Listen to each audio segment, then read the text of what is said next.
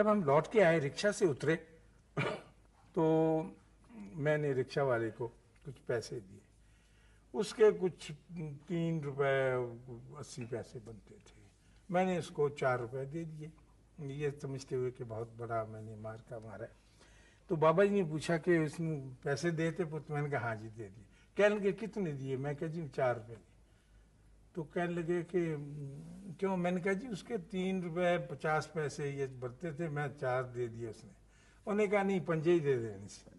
मैंने कहा नहीं जी 5। अब मुझे बड़ा धचका सा लगा कि 5 में क्यों दे दूं। मैंने कहा जी क्यों करूं?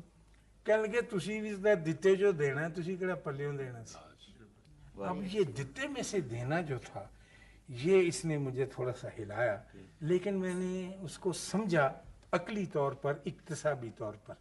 इमोशनली वो काजी साहब मेरे अंदर नहीं उतरी ये बात, लेकिन वो उस बारे में सोचता